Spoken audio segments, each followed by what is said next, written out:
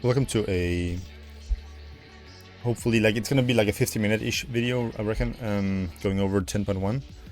This is just gonna be hopefully a quick-ish starting guide for you if you have any uncertainties around going into the new patch. I'm just gonna go over our stats, trinkets, talent builds, single target rotation-ish, at least what to prioritize in scenarios, and Halo against Divine Star now. That's a thing. Which spells I guess do the most damage just by going through details. So yeah, we're just gonna get started. Stats, we're still looking at Haste Mastery. That's about it, no more else to speak about really. The new tiers that we have it's not really a lot. I don't think we have to play around it like at all. I don't think the 4 set is gonna be something we play around, because it basically just our devouring play just does more damage by default, and then every 4th one increases the damage of our shadowy aberrations within like a 10 seconds. So I'm not, maybe you want to stack up 3 stacks and then wait for your cooldown window if you're close, and then kind of send everything, but that might be like some min-maxing for the future, right? So we're gonna go over trinkets quick. These are the 2 that seems the highest as of recording. They appear to be the best. They're both ray trinkets, so boohoo, unlucky.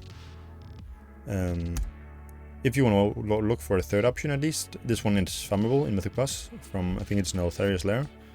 It's a 2-minute on use trinket, which just gives us a secondary stat, so crit haste, burst, anything really. But yeah, so basically just switches around which stat it gives you. So I will not be using it now because I don't want to have some RNG where I get like a really good proc on one talent spec, and then another one where I get like a worse one. So we're just going to go like this for now. Item level is around 421, so nothing special. So some quick notes about the talent tree overall. We don't, as I'm recording this, we don't go for your Shah ever. So you just blacklist this and never play it. If you want to go Mindbender, you can, you just don't take the extra point in your Shah. That's about it. Shadow Crash is now a 20-second cooldown, so you can see now.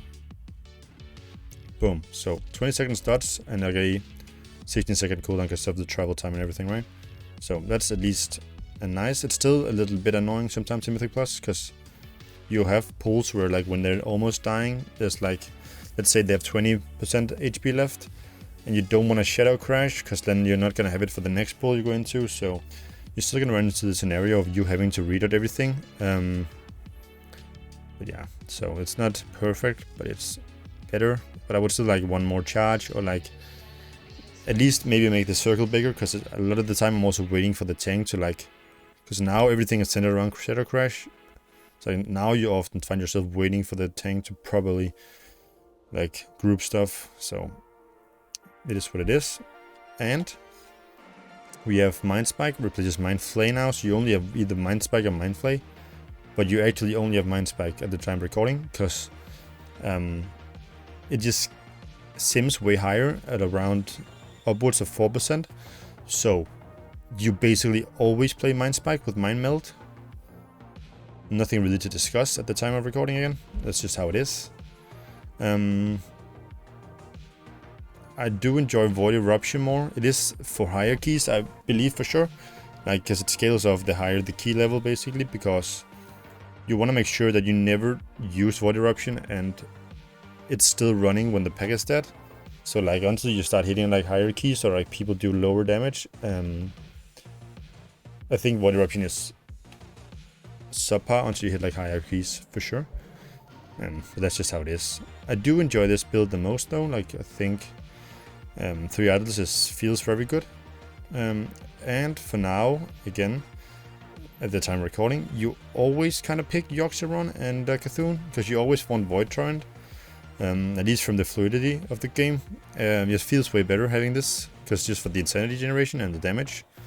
Because you often find yourself, if you don't have this, you find yourself having nothing to press sometimes.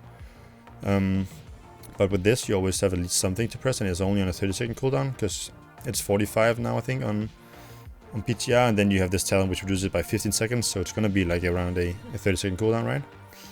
And then every time you use Void Torrent, you spawn a tentacle. So you can see, I'll just do it like this, and just I'll spawn the boy here, right? So this is basically a way to secure that you get the 24 insanity regeneration it gives, and you also get 15% from the lasher you create. So yeah, so that's why we're kind of starving a little bit more now on insanity.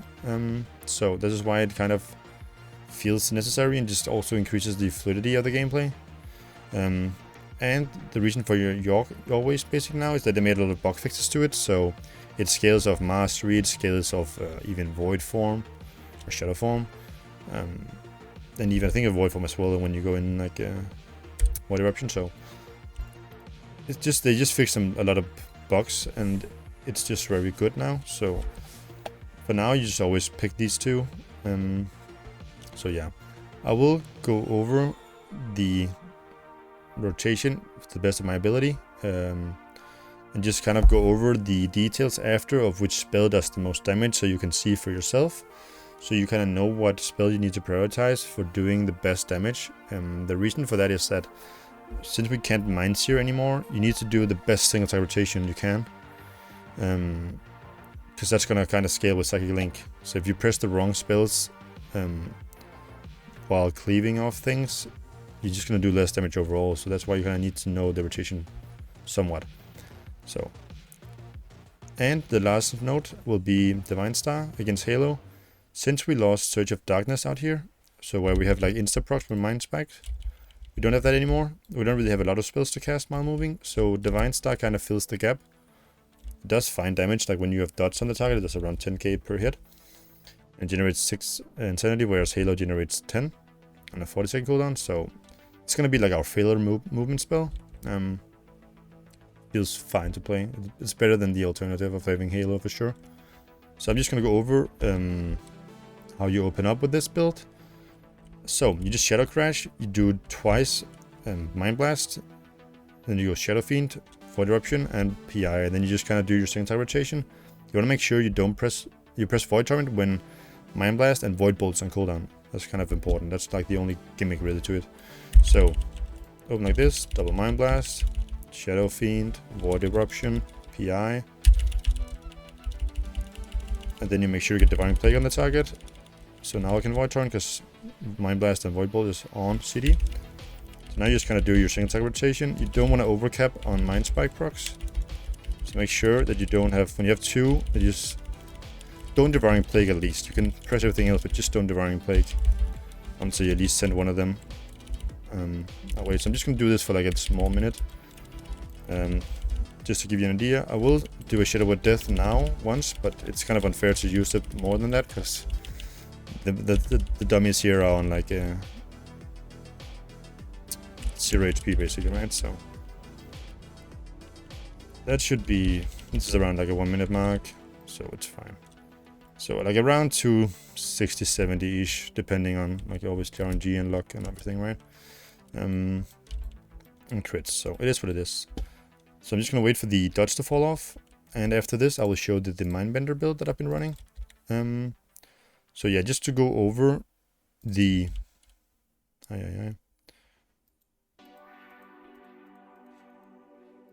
Jesus Christ. Okay, there it was, sorry. So basically we need to see which spells does the most damage, so which spells we need to prioritize when we're doing damage basically, right? So we have a Void Bolt. Let's just start with Mind Blast. That's kind of our main spell. So an average Mind Blast is around, as you can see here, is around 23k. Critical hits is like 44k. Just keep that in mind. Then we have Void Bolt. Void Bolt on average is a 54k. So it's even more than double the damage of Mind Blast. So you want to make sure when you're in Void Eruption, you always cast Void Bolt on cooldown basically. It's basically our most important spell in that scenario to keep on cooldown, right? So you have Mind Spike Insanity. You can see here it does on average 43k, so it does more, twice the damage almost of Mind Blast. So you just kind of use it as a filler still, but you want to make sure that you don't have 2 stacks of Mind Flame Insanity and you then press Devouring Plague, because then you're just gonna lose 1 stack of it. So important to kind of track that you don't override or like overcap on it, because it actually does really good damage. Then we have Mind Games. Mind Games is it's a bit same scenario as with the Void Throne, that you want to make sure Mind Games and Void Bolt and even Void Throne is on cooldown before you Mind Games. You obviously want to cast this as much as possible because it does a lot of damage. As you can tell here, like it's a really good spell, and it also cleaves, right? But it's the same scenario that you kind of do with Void Throne, right? So, and this is an example. Void Throne does around 200k per cast, as you can see in the top. It did 2 casts in total, and it did around 400k. So basically the most damage is from Void Torrent, then Mind Games, Void Bolt, Mind Spike Insanity, and Mind Blast. But you always want to make sure Mind Blast and Void Bolt is on cooldown. Everything. I always full send them. And to give you the last one here, so with Shadow of Death, because now this also cleaves with Psychic Link. So that means like every time you're playing like a pack, so let's say you do like play a 5-man pack like in here, and you have one mob who drops to 20% before the others. I'm using a mouse over macro for hitting the like Shadow of Death, so I can move my mouse to the target, press Shadow of Death twice to cleave off. So that's what I would recommend as well, having a mouse over macro for Shadow of Death. So you can hover over the low target, hit Shadow of Death twice, then get you extra cleave from Psychic Link. So that's kind of a new thing we have to implement. Yeah, Divine Star is like your filler when you have to move. So that's about it. I don't want to overspeak too much and like waste too much time saying unnecessary things. So I think I got most important things out of the way. So now I'm just gonna do the Mindbender build. The reason like I do the Mindbender build against the 3 idol build is because these are the builds that vary the most in playstyle. So like if you wanna kind of experiment a little bit with different builds, I would say these two are like the most different from each other. Because you're still having that kind of mini game with the Mindbender, keeping it like alive. That's the way I like to look at it. So we'll go for like a minute again.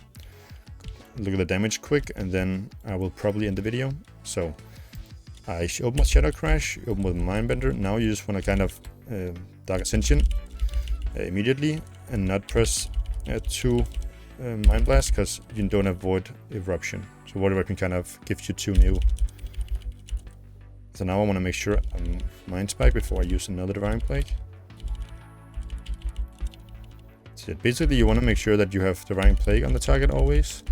And you want to make sure that you don't overcap on Mind Spike Insanity procs. So now I'm kind of in this scenario where now I have nothing to really press, which is a little bit sad.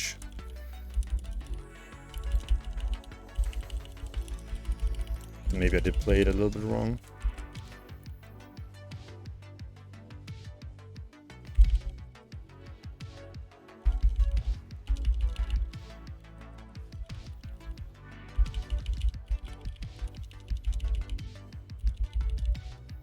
Yeah, I know I can for sure do more damage than I did here.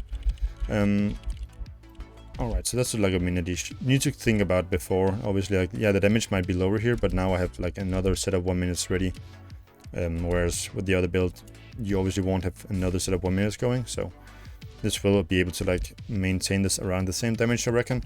But it just, for me, I just like the 3 idol build a little bit more on PTR, like from all the dungeons I've done. But again, like kind of with this build, the only thing you want to maintain is that you always want to Shadow of Death and like Mind Blast a lot when the Mindbender is alive. So yeah, but not sure I want to give any recaps. So obviously, yeah, just a quick recap, I suppose. Haste Mastery, stats, Trinkets, these, or Spoils of Netherius. We do not play Idol of Yashar anymore. You always kind of play Yorkshiron and Cthulhu with the Void Torrent, always. You most likely just play Divine Star now instead of Halo. You want to make sure that when you Void Torrent, that your Mind Blast and Void Bolt and stuff like that is on cooldown, and you have the Divine Plague on the target, so you benefit from your Mastery. And kind of the same goes for Mind Games. You want to make sure that you have all your big spells on cooldown before your Mind Games. And yeah, of course, make sure you maintain your dots. That's mostly always the thing. And lastly, always take Mind Spike with Mind Melt. You don't want to play with Mind Flay at all now. So yeah, I think that's about it. I don't want to keep you guys here too long, so I think that should be it. If you have any questions in the comments, you're obviously feel free to lay them, and I can address them this week. I can even make another video if you guys want, have any big questions for me before the patch hits, because otherwise I will most likely be busy going into the next patch, like, you know, they have to a lot of raid preparation and stuff for healing. So thank you all for watching, and you know, take care out there, and I hope this covers things decently for you guys at least. So yeah, thank you.